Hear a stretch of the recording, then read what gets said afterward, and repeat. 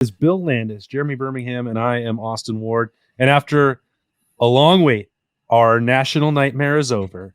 It is time for the much teased, much anticipated, ballyhooed breakdown of the offensive tackles. So I don't know why Berm and I are here.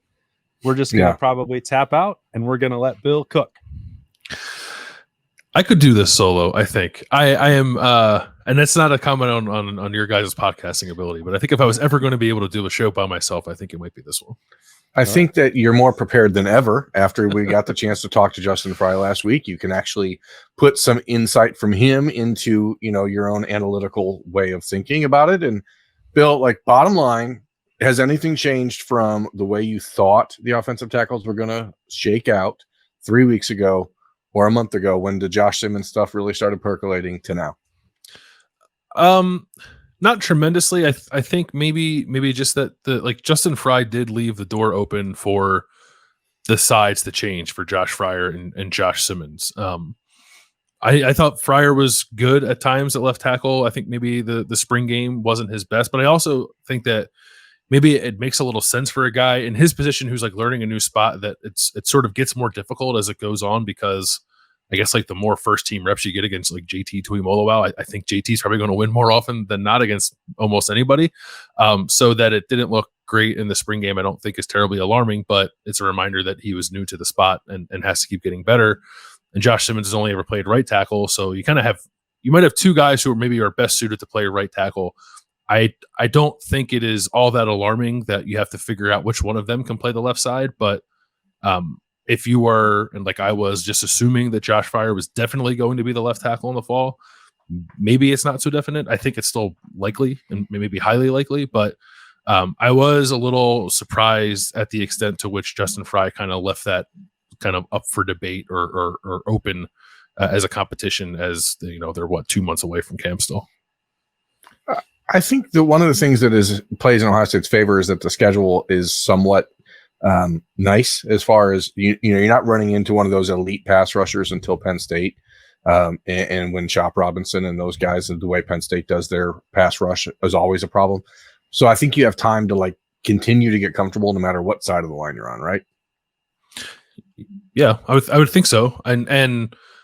I don't think you want to be in a position where you keep flip-flopping guys for the first 3 games, 4 games. No, you want to have them pinned into a spot, but you at least have time to get comfortable. Right. Right. There is a little, even if it is, it's a Big Ten opener road game, right? I don't want to be dismissive of that, but it is Indiana. So I think even that is a fairly friendly opener for Ohio State, and it gives them three games to get ready for Notre Dame. And I don't know what to make of Notre Dame's pass rush. I haven't studied them all that closely yet, but you're right. I think well, they don't have Isaiah Foskey this year, right, so that at least is a step in the positive direction. They needed to take a transfer portal addition from Ohio State from their reserves in Javonte Jean-Baptiste. So I forgot about that. Yeah. So I don't know that necessarily creates a lot of concern. I would take a slightly different tact on the Indiana game. That can't be a period of experimentation at left or right tackle, because I think that you have a desperate defensive head coach who has shown a tendency in the past to come up with elaborate blitzes. So even if Indiana doesn't have a great pass rush per se, or pass rusher, they're going to throw a lot of stuff at Ohio State with Fryer and Simmons and everybody else up there that's going to cause some confusion.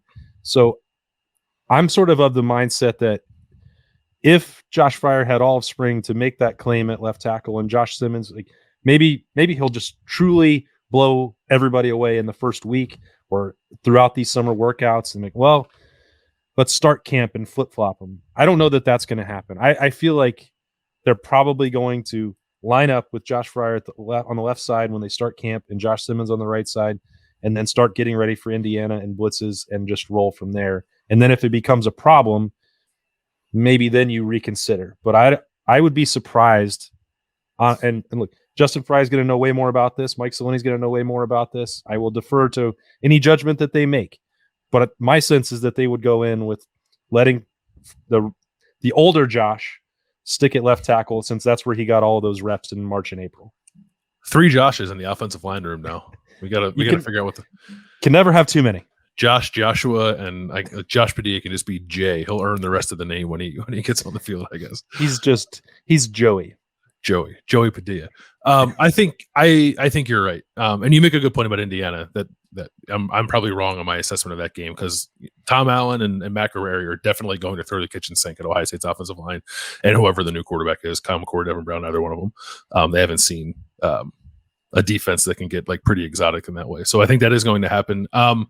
I also would be surprised if it ends up with Josh Simmons on the left and Josh Frye on the right. I think maybe the conversation was more a product with Justin Frye, just like not wanting to paint himself into a corner should changes arise. And we're like, hey, what's this about? But I think they're going to do stuff like throughout the summer, have him set on both sides, see what looks comfortable, what doesn't. Maybe they do a little bit of that in the first week of camp or so. But I don't know that they're going to get like to their first scrimmage of camp and like not know which side of the line those guys are going to play. And I think they'll have a pretty good idea of what it's going to look like before then. And I tend to agree with you that it'll still be Josh Frye on the left side. And when you look at this, both of you guys, obviously, I mean, Berm, you know that it was probably likely to take Zen Mahalski and Tegra Shabola a couple years to develop. That's the way it works on the offensive line. So I guess I'm teeing this up by saying, just because Ohio State felt the need to add Josh Simmons to help now, that doesn't necessarily mean that the Buckeyes have punted on the future for those two guys. Yeah, and it's not just those two guys. You still have George Fitzpatrick and Luke Montgomery also in the tackle mix. So you have four guys to work into the rotation and try to get some playing time this year if you can. Hopefully you can do that against Arkansas State or Youngstown State or Bowling Green and get those guys some reps until you get into the meat of the Big Ten season. But certainly Mahalski, coming from a very small school on the southeast Indiana, Tegra Shabola, who has played a lot of guard in that style of offense where he's really just a run blocker in high school. Luke Montgomery, who played multiple spots on the line, and the George Fitzpatrick, who's the true tackle of that group. I think all those guys are at different points of their development, and they're all going to be used by Ohio State.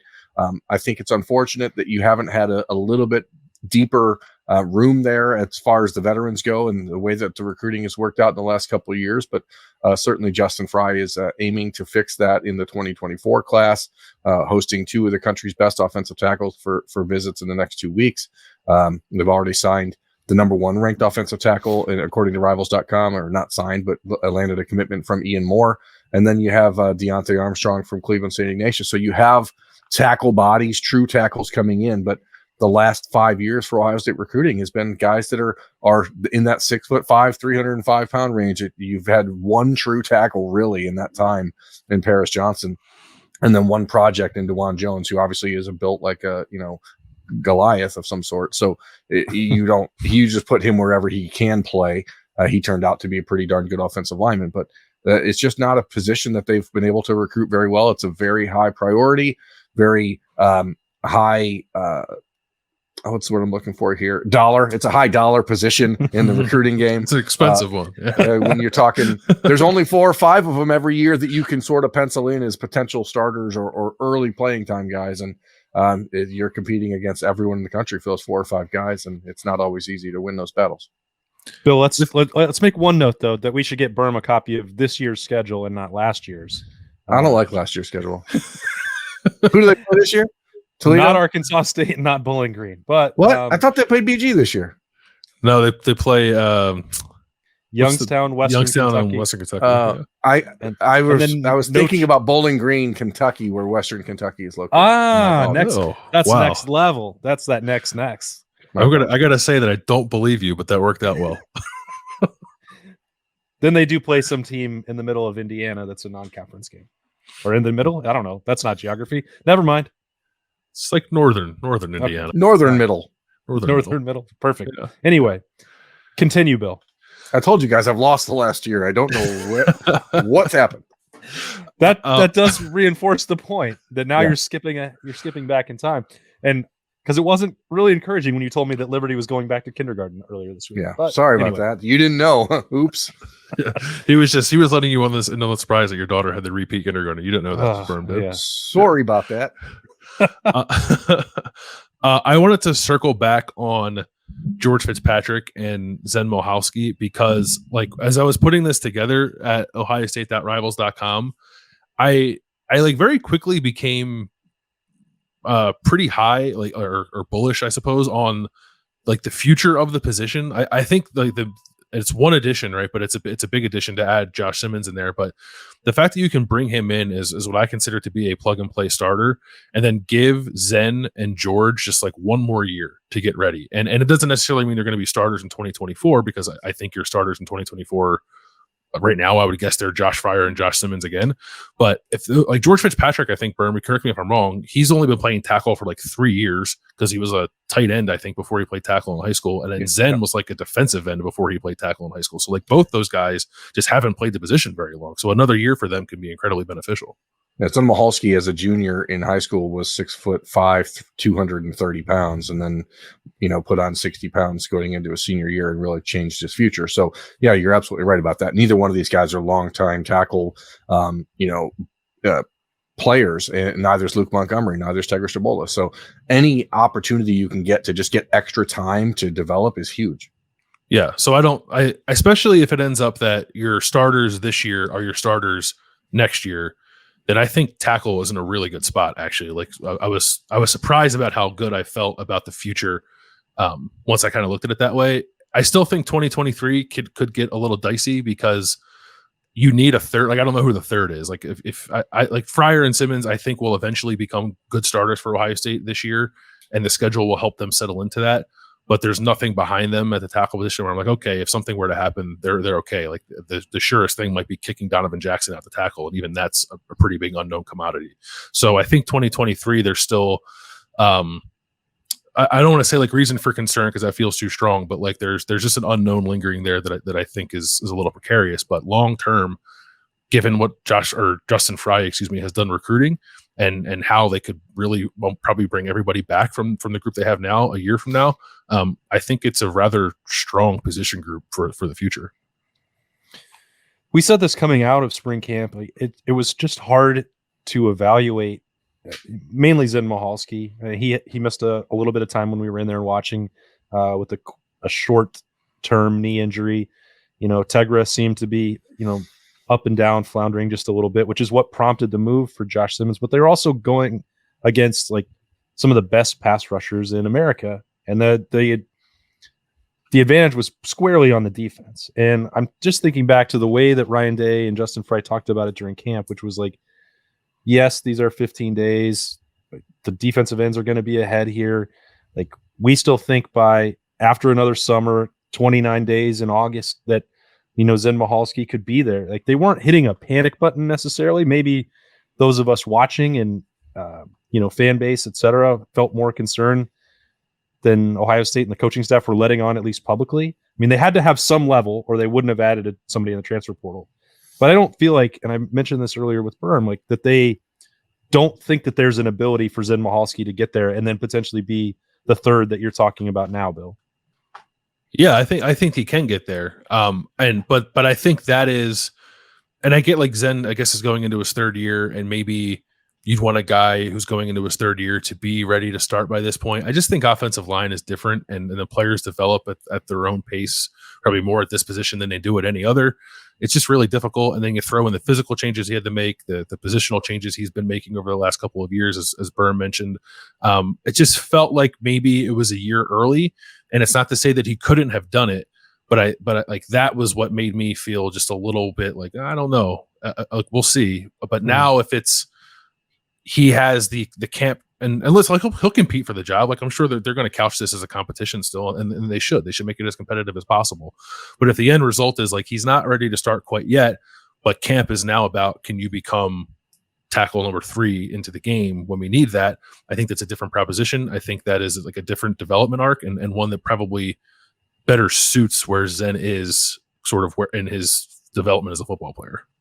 And there's the added benefit, I think, with Joshua Simmons, who I don't know if he wants to be called Joshua, so let's just be clear. It seems like he doesn't. Well, whatever. He's Joshua to me.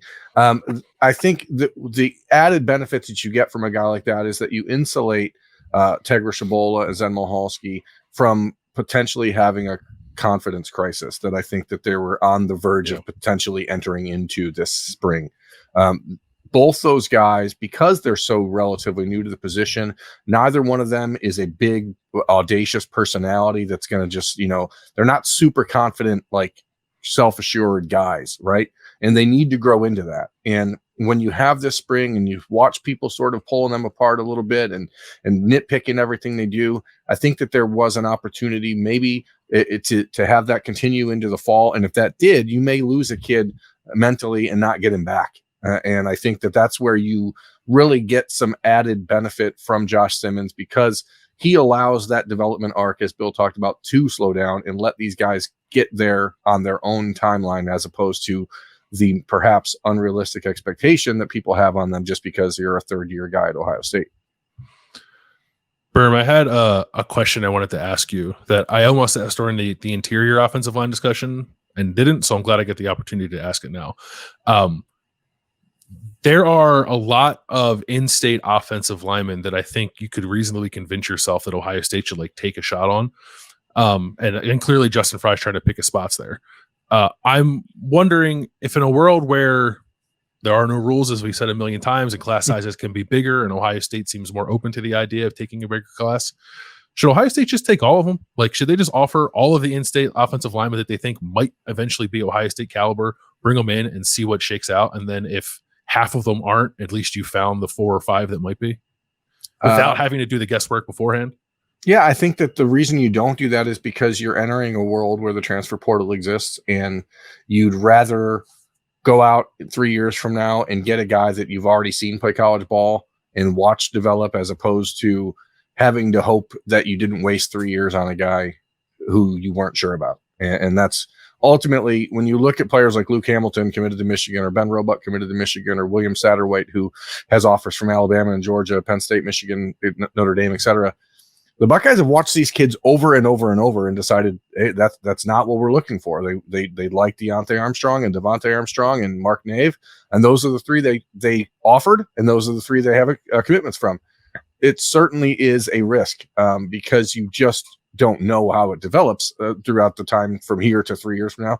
And the real rub here is that we all pretty much assume Justin Frye won't be at Ohio State 3 years from now. So the next offensive line coach is really going to be the guy that's responsible for the development of these guys anyway. And at that point, when all these players from around Ohio or around the country start to shake out where they shake out, then you go back and say, oh, now you are 3 years down the road. Let's bring you back home. I mean, it is weird. I think Ohio State, I think we're seeing them change the philosophy of all prep guys all the time, versus hey, let's sign 20 or 21 or 22 guys from high school and save room for 7-8 transfers every year, because that is how you're going to have to build these rosters from now on. I think that'll be interesting moving forward, because I think this is right that only 2 of the offensive tackles that were drafted in the most recent NFL draft were transfers. All the other ones were homegrown players who stayed where they were recruited. But it's a small sample size too. I'm sure we've only been doing this for 2 or 3 years. I'm sure that number will continue to uptick over the years. But I do think that, because you said earlier, right, there's only so many guys in a given recruiting class that you think could really hit early because it's such a tough position. I think that could be true of the transfer portal at this position.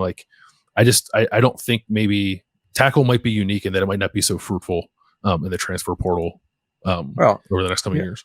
And the money that you have to get the guys that are impact players in the transfer portal is even more than the players from high school. Yeah. What's also, as we've said a million times, a developmental position, and most offensive linemen, even tackles, seem to understand that they don't have the physical strength, the mental capacity to do what they need to do on a play in, play out basis until generally their 3rd year. There are exceptions.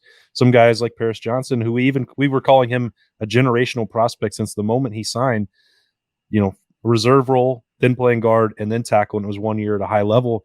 I think that most tackles aren't going to try and hit fast forward through that. They're not expecting that they have to be out there right away. I think there's elements of what you're both saying that are true. There's not going to be a perfect way to do it. Ohio State did have to take a tackle because of some of the lag in recruiting before Justin Frye got here to fill the stopgap. But then Bill's point about the future of the position means that this might not ever happen for Ohio State again at tackle. That might not be a position that you have to look at. And this was one of the caveats that we threw out going into spring ball. Like, could there be somebody for Ohio State out there? We don't know, because there aren't that many at that position looking to change, looking to go have a different position coach, looking to go learn a new scheme, looking for a new strength coach to develop them. Like, this is just an anecdote from me. Like, I don't know, and the sample size is small, but it doesn't feel like that's going to be a regular thing at that particular spot. Yeah, and the transfer portal is so new to the game. I saw a graphic posted on Twitter on Thursday where someone had said, like, there was a list of 5 impact players from the class of 2019 who are ready to make an impact this year finally, right? So 2019, so that's Zach Harrison's class, okay? And all 5 of the guys were transfers. So, like, it's nobody that had stayed it's nobody that had been where they were actually signed out of high school. So that position group, it does take time to develop. And unless you have a player and a family that understands entirely, like, that this is a process, you are going to generally have to wait a few years to get it. And the kids that don't, the players that have families that are really relying on them to be the breadwinner, and like, you're going to see them make decisions early in their careers that lead them into a different opportunity. We saw how many different players from Georgia transfer. I mean, they've just won back-to-back national championships, and you saw a backup offensive lineman who transferred to Miami just to be a starter. And it's because you're going to get money and you're going to have a chance to play. Now, how does that play down the road? I mean, that's a huge question. Are you better off waiting another year for your turn at Georgia, or are you better off going to play somewhere else? And the kids at Ohio State are going to have to make those decisions. And Ohio State is going to have to determine which kids around the country have, after a year or two in a lesser program most of the time, received the sort of instruction and weight training that they need to actually come to Ohio State and be an impact player, because otherwise you have a Vic Cutler situation where it might take a year to be ready to play, because we saw him this spring. Like, man, he's a lot smaller than you think. And the difference between the strength and conditioning programs at a place like Ohio State or Louisiana Monroe is substantial. Yeah, it is. I don't. Yeah, I think you're right. There's a lot. I think the dynamic of this position in particular could change quite a bit over the next couple of years. It seems to lag behind a little bit, like the rest of the roster transformations that are happening, but I do think it will eventually catch up, and to Burr's point, get quite expensive when it does. But I think if that's the case, and you're not quite sure how Ohio State might navigate that, and I think there's reason to be confident that they are figuring that part of it out. But even if you're not, I think this position group as it stands is a little more strongly positioned, I think, to weather that for a couple of years with the simple addition of Josh Simmons. Yeah. I think that's all correct. Yeah. The reality is the Midwest is a great place to find offensive linemen, but they are offensive linemen that, generally speaking, the impact immediate offensive linemen, the guys that are going to come in as freshmen, are from other parts of the country. So Ohio State's going to have to find a balance between and that's because spring football and those types of things that they're allowed in other parts of the country, these kids get a chance to develop a little bit earlier. If you look at the NFL draft every year, offensive linemen from the Midwest are right at the top of the list, but those are guys who are 4th and 5th year guys, generally not 3rd year guys. So it's finding the right balance. And it seems like in the current group, when you have Josh Frye and Josh Simmons, and now you have George Fitzpatrick and Luke Montgomery and Tegra Shabola and Zen Mohovsky, and then you've got the 2 guys that are already signed, and the 2 guys you're looking at, and Gerby Lambert and Brandon Baker. Like, you're going to find a mix, and it's about how you just keep all those guys motivated, confident, and performing at a level that Ohio State needs out of its tackles. Yep, that will continue to be one of the hottest topics of the summer for Ohio State. I'm sure we'll be back for more offensive line thoughts with Bill Landis. They are some of my favorites. And then Berm will be providing some updates, especially as camp season ramps up for Justin Frye, Mike Salini, that group evaluating offensive linemen in June. We'll talk about that throughout the week. And now Bill's going to go on vacation, so the quality of the rest of the week about to take a dip on the podcast daily, but we'll do the best we can without him. For Bill and Berm, I'm Austin. We will talk to you later.